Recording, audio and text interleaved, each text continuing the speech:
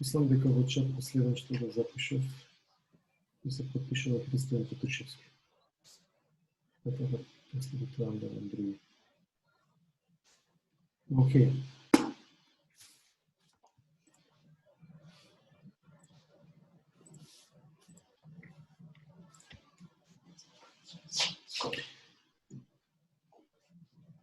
Добре, бевме 58 луѓе. Наверојатно ќе се приклучат сите, ќе причекам уште малку. Дали меѓу време да прашам некој апит на Teams апликацијата? Па, Не баш. Ја не многу. јас сум ја користил професор, така. Не знаеш. Кажи ми, јас треба да ви пратам за Teams што? Пасворд само? Не мора да ја сменувате, така? Или линк, повторно. Даниел? Не го слуша. Молам?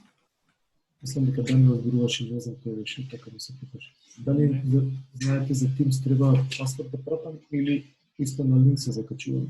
Треба да се симне и тоа после преку мейл мислам дека се прави као група, па да може да се приклучуваат сите. Некој се додава по мейл. Добро. Тогаш ќе ве препорачувам мейловите, сите што ги имате за ајно оставено, и требало тие мейлови да ја бидат во функција. Океј, ајде да се продолжиме. Значи, застанавме кај организирање на систематизација на движењата и како се може да се систематизираат. Објаснивме некои систематизирање, исто така објаснивме како онај делот на манифестен и латентен простор, претходниот дел, и сега исто во овој дел, например, ова една англосаксонска проба да се класифицираат или да се класифицираат движењата по вели локомоторно движење, локомоција, локомоушен, нешто што се движи, што има поморнување во просторот. Значи, преку одење, трчање, скокање, значи, друг вид на класификација. Прескокнување, стартови, запирање и така натаму. Нелокомоторно движење. Значи, со свиткување, со истегнување, со буткање, со влечење. Па, например, кајак. Дали има локомоција? Вие имате помрднување во однос на земјата, но има повеќе навлечење. Така, засукување, свртување и слично, манипулативни вештини, вели удирање, фаќање и така натаму. Сите овие можете да ги видите во книгата.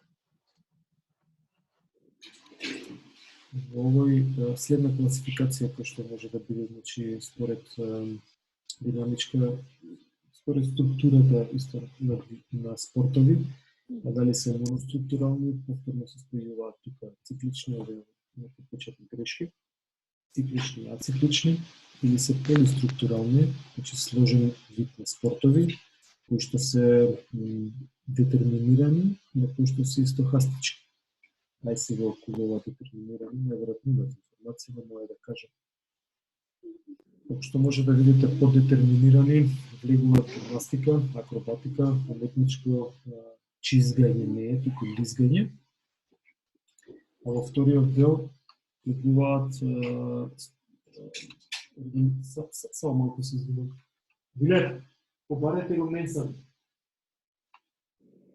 А во вториот дел влегуваат спортови кои што се стохастички, тоа значи сепак постои некоја организираност, но ние гледаме како хаотично движење. И хаосот како термин е нешто што е организирано, но ние со нашата перцепција не можеме да му дадеме да го опишеме. И се нарекуваат стохастички, само организирачки. Например, не знам дали сте помислиле, дали постои ред и на меурчињата додека водата врие. Ние гледаме како балончиња кои излегуваат. Но водата врие по совршен редослед. Ако тоа се представи у графикон, ќе видите дека тоа се некои движења кои што совршено се идентични и во едно такво движење има многу слични внатре други такви движења, значи постои некоја организираност. Така и овие стохастички системи, значи ние не можеме да предвидиме, а токму тоа се во спортски игри што ќе направи во боречки спортови, во тенис, во фудбал, во мечување, фудбалерите ги спомнав, пардон, голманите ги спомнав во спортовите и така натаму. Комплексни спортови, значи еднородни, кои што ете знаеме што има однапред или разнороден тип на спортови. Да, овој дел сакам да го дообјаснам. Може да се поделат движењата да се систематизираат спрема енергетска поварувачка. Ова ви е тој дело што го спомнав дека е влезен колоквиум. Значи, добро разработете што значат механизми за генерирање на енергија или механизми, енергетски системи внатре кои што ги имаме и во кои услови како се прикажуваат или како се повикуваат. Што значи аеробни механизми, што значи анаеробни механизми. Во аеробни механизми се механизми кои што јас некаде гледам.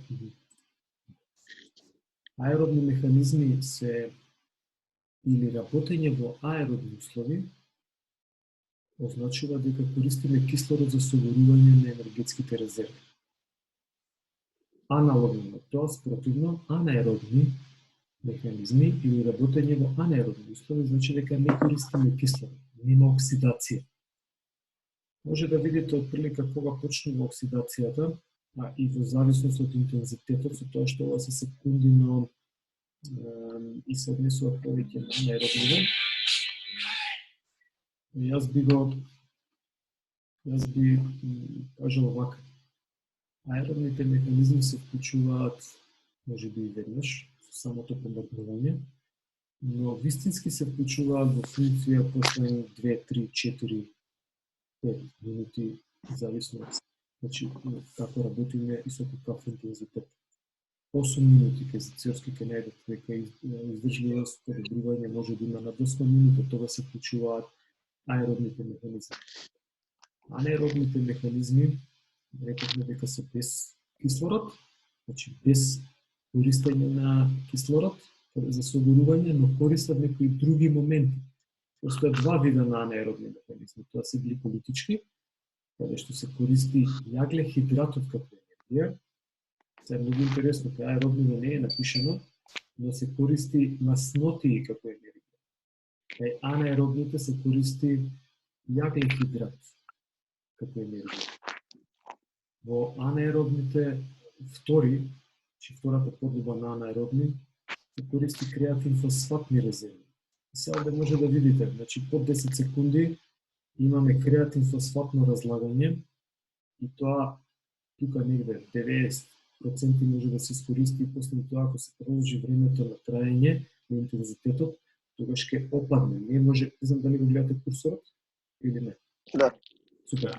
Значи, после 10-та, 11-та, 15-та секунда веќе нема креатин фосфат како енергија. Ама работата продолжува понатаму. Мора нешто друго да се вклучи, да подам на следниот слайд, мислам дека можам да ви објаснам. Можам да го ставам. Добро. Значи.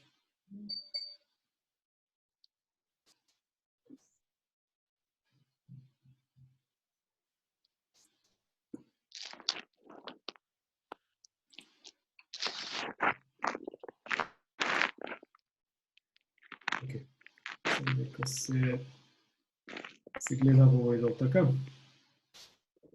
Да. Ова е една лактатна крива, која што е изведена по протокол, претходно зададен протокол како се тестираат лактати. Што не се вадени директно лактати од примерот на крв, најчесто се вади од уво или најчесто било се вади, туку е правена симулација со помош на проценка на срцева фреквенција. Значи, учиме во издржливо срцевата фреквенција, ова е на вертикалната оска, се очекувањето на срцето, почнав испитаникот да го мериме со 120 очекувања, плавата линија може да ја видите. Чекај да видим само што да видите световата. Не се како велам.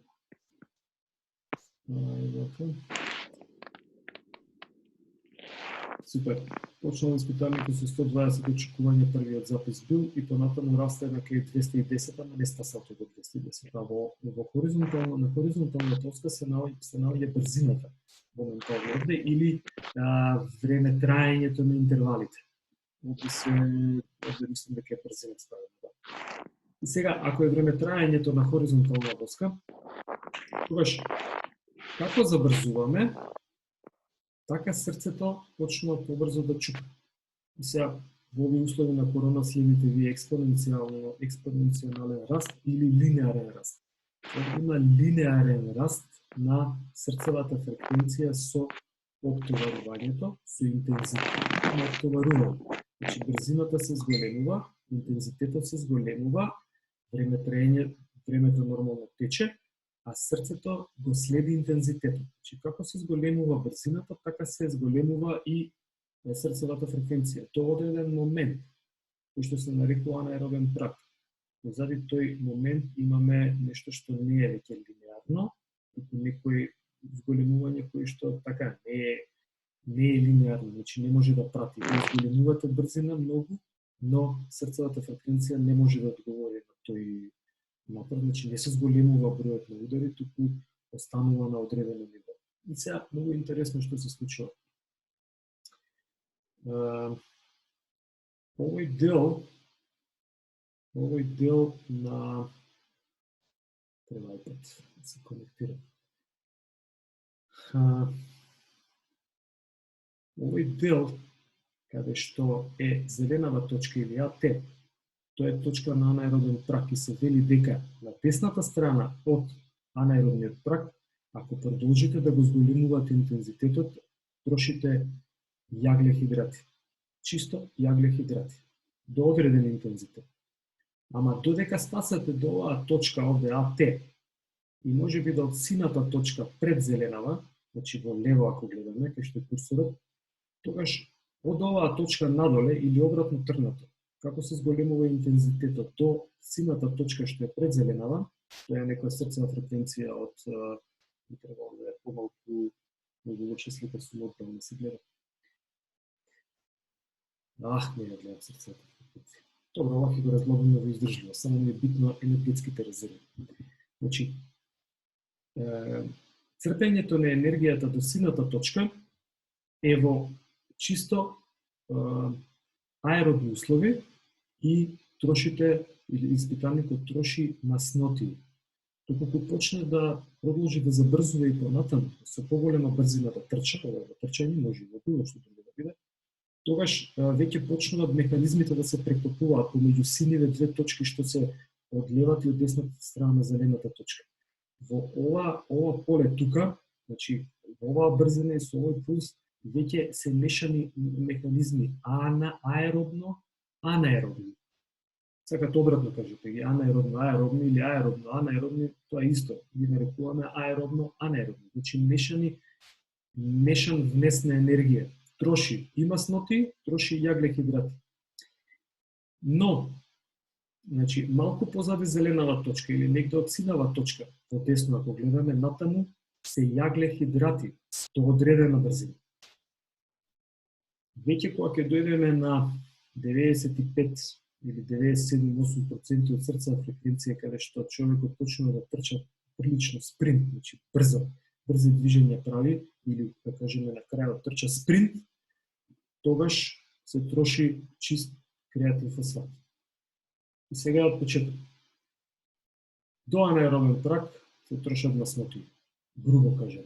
Над анаеробен прак веднаш се трошат јаглехидрати, ако трча спринт, се троши креатин фосфат. Или кажано преку срцева фреквенција. трчаш со ниска срцева фреквенција да не дојдеш до анаеробниот праг. Трошиш масноти. Почнуваш, кога поминуваш анаеробниот праг, трошиш јаглек и понатаму ако продолжиш спринт да трчаш или ако почнеш веднаш спринт да трчаш, се едно трошиш креатин фосфат. Со каков интензитет ќе трчате некој што сакате да го слабеете?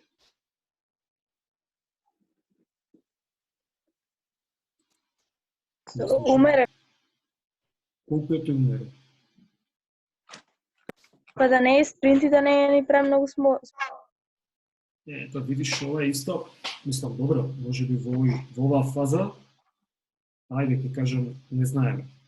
Тоа е исто како на лекар да отидете и тој ви каже земи малку антибиотик. Колку умерено земи антибиотик. Не треба точно да знаете со кој интензитет треба да го трчате. Овде има една подлога која што вели под анаеробниот праг трошам масноти. Што значи, што треба да имате како репер? Треба да имате показател некој како репер за да знаете колкав интензитет да ставите. Тоа е показател е анаеробниот праг. И тоа не само анаеробниот праг, туку брзината на анаеробниот праг. Тоа е една видна класификација на движење. Значи, дали ќе правиме спори движења, забрзани движења, анаеробен праг да трчате, вите не може да зборува според Борговата скала, вели не можем да правам муабет, веќе е напорно. Кога трчам над анаеробен праг, веќе нема мисли ни ништо, пробуваш да се спасиш, трчаш. Интервалниот тренинг се задава над анаеробниот праг, значи 2, 3, 4 минути интервален тренинг се задава тука затоа што тука гликолитичкиот систем се вклучува анаеробен гликолитички систем. А брзина кога се работи некои десетина секунди, но за тоа ќе правиме понатаму.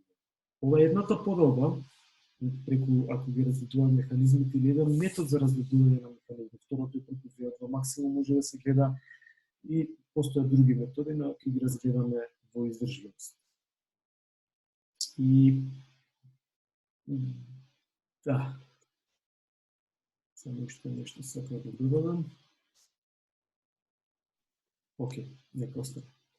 Значи, исто, последново преку аеробно, анаеробен дел беше исто една вид на систематизација на движењата според енергетските резерви, значи како можеме да ги поделиме, па дали се спори, дали се умерени, дали се средни. Сега едно прашање за вас, кој ја прашам понатаму повторно. При брзо трчање, не особено туку во трчање во анаеробни услови, кога се форсира гликолитичкиот систем, па и тоа е лактатен систем се нарекува, или и алактатен систем, па некогаш и во аеробни услови се создава мускулна болка. Дали некој може да ми каже некој синоним за таа мускулна болка? Што е тоа?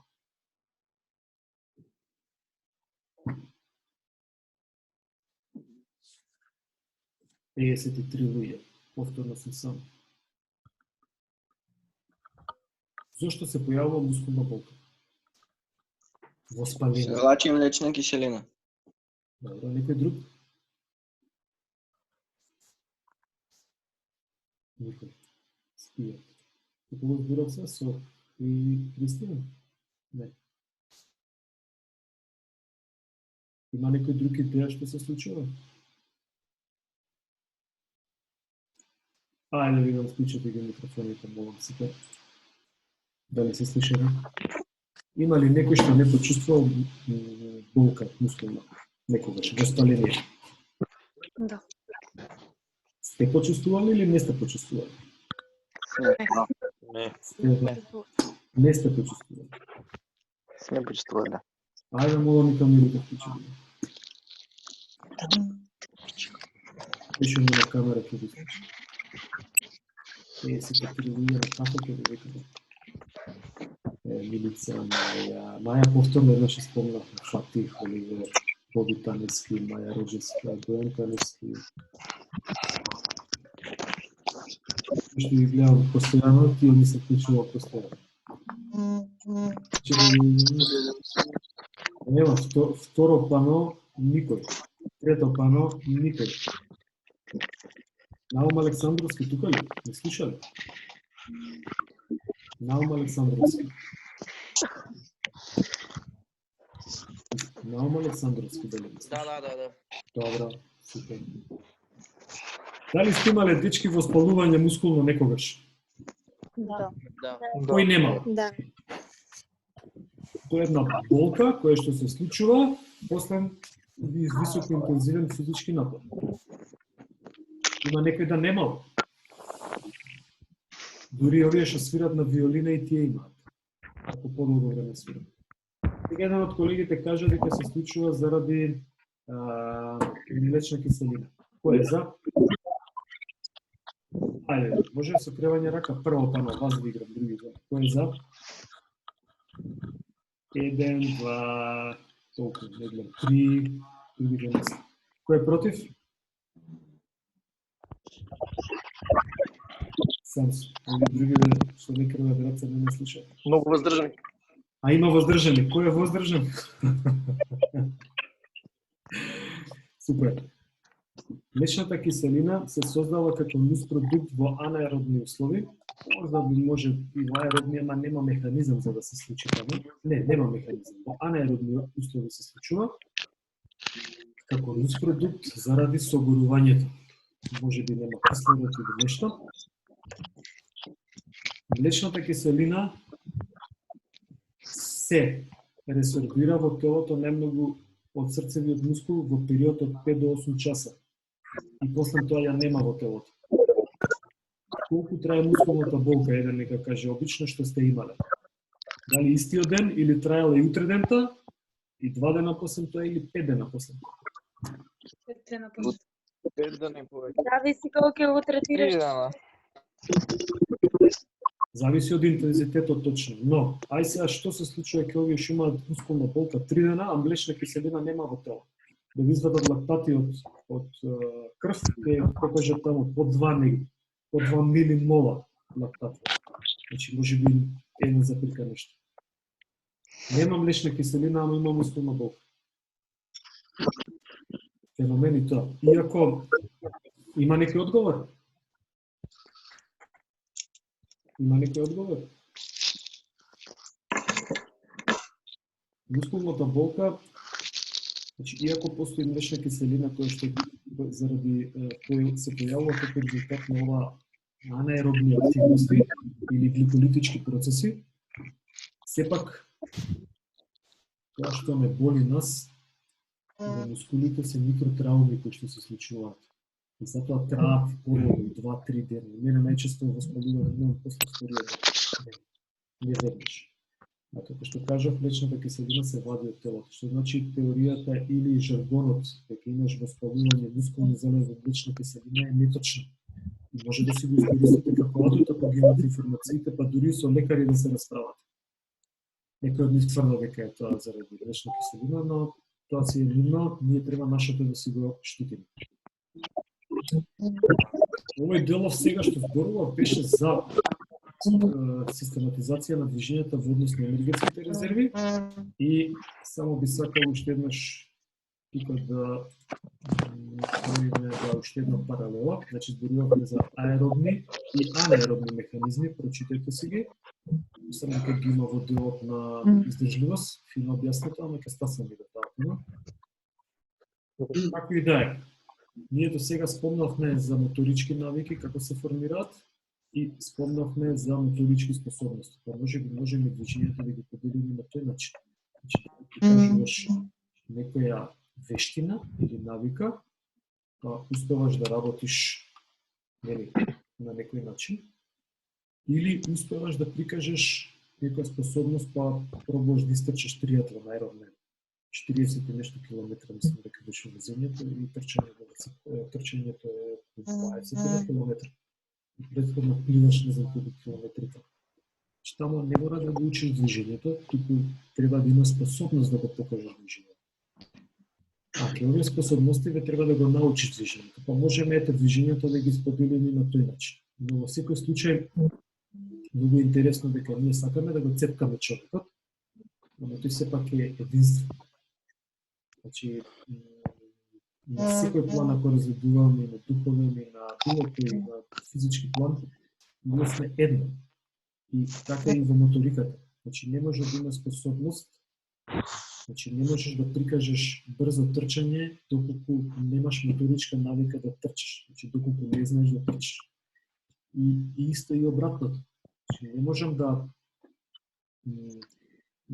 да покажам некое движење доколку немам сила да ги придвижам рацете или немам издржливост сега во моментов додека го покажувам ова, за да истраам 3 минути да го покажувам. Сепак е моторичка навика која што е научена.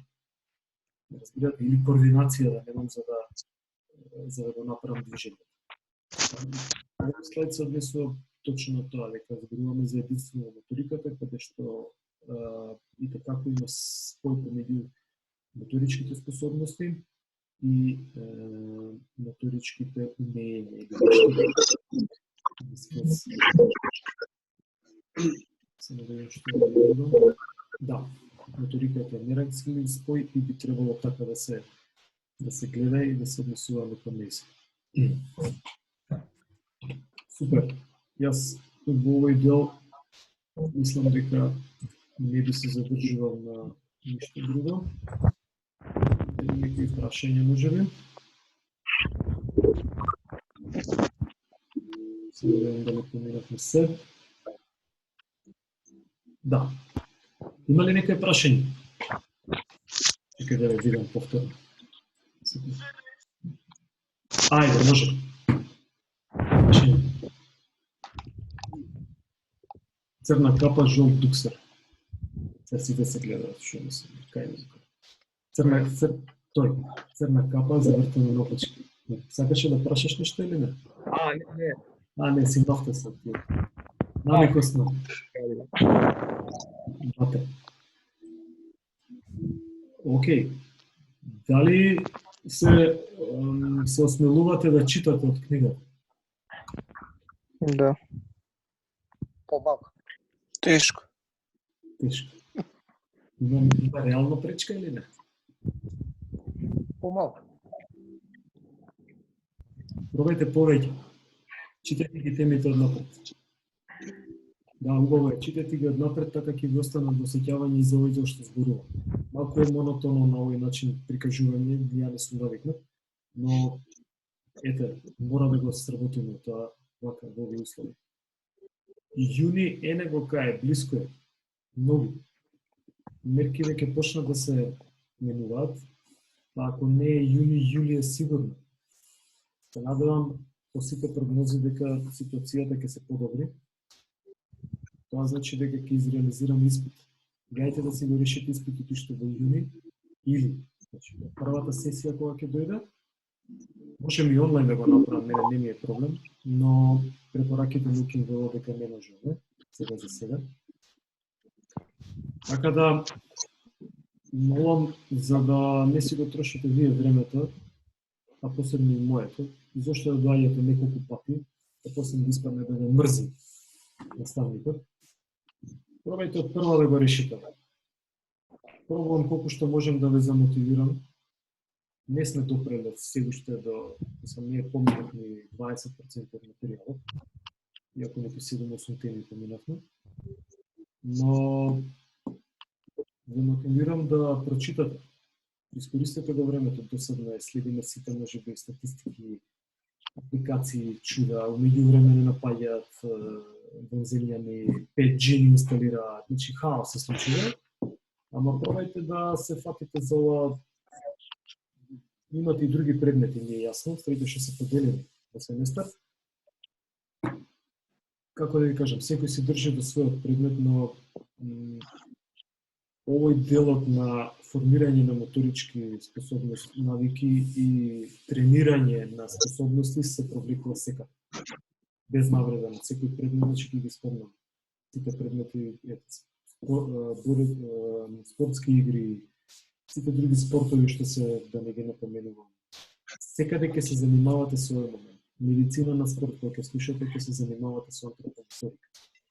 Гимнастика ја поминавте, ама сепак и таму имате учење на нови движења. Предвежби, што колку треба да вежбам за на кругови, не знам дали поминавте ова. Или имавте, да, кругови, може би имавте ова.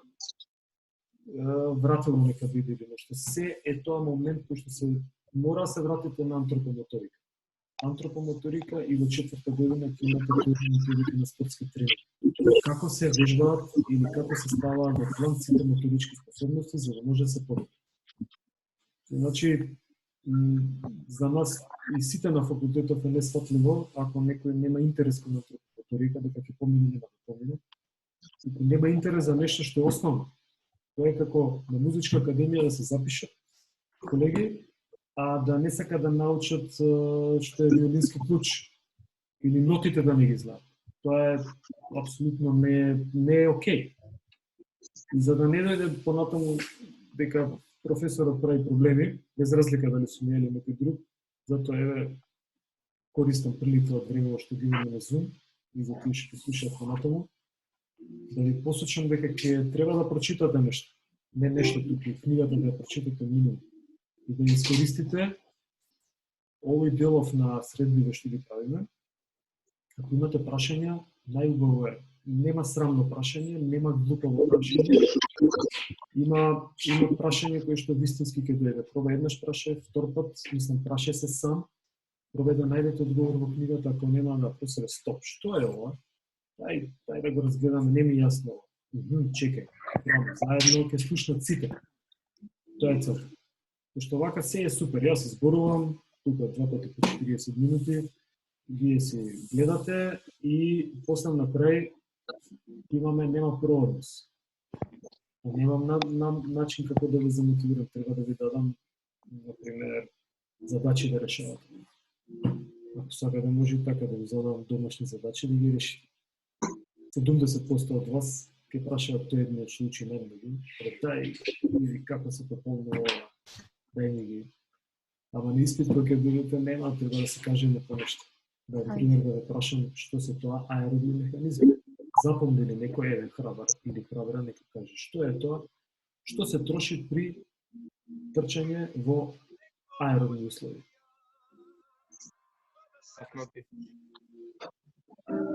Аеро, воздух. Кај воздухот се маснативи. Што се тоа анаеробен алактатен механизм. Што се троши тоа? Креатин фосфат или гликолид или... После 180 пулс беше анаеробно или аеробно? Само тоа... Не мора пулсот да го разликуваме, анаеробниот прак е тук питан. покажеше како што се крива нагоре пулсот, така 180. Мислам дека овде покажа, само да видам што покажа. Да се завршила брзо. Мислам дека покажа пулсот е некои 170 нешто или 180. Значи до анаеробниот прак е аеробно, користиш воздух тука каде што покажува курсорот.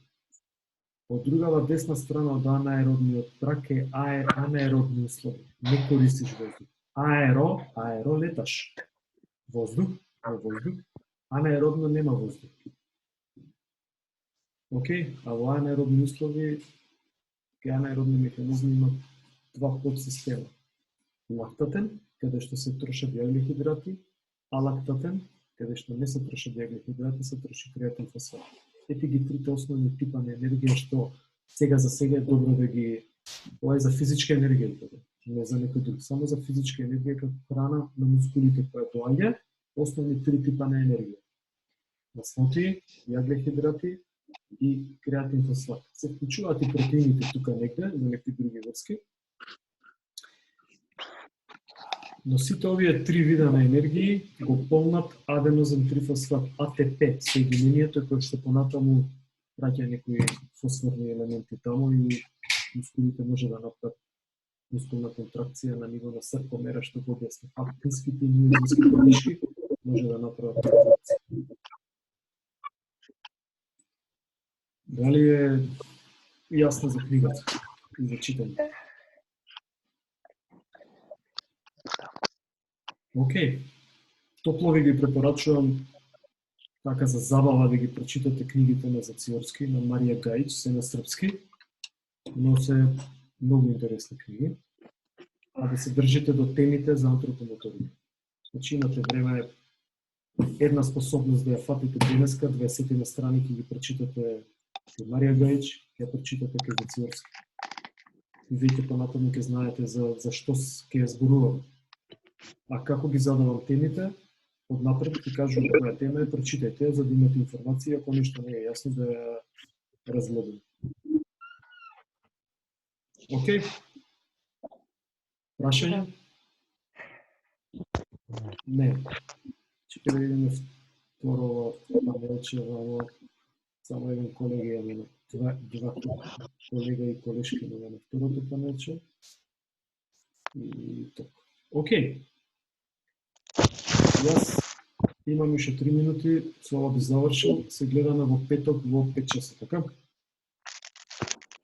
Се гледаме. Ајде, имајте убав ден. Ја прашав се, надевам сите сте окей. Имам информација за колегите меѓу нас. Се окей, со што да како е? Сите окей. Сите окей, браво.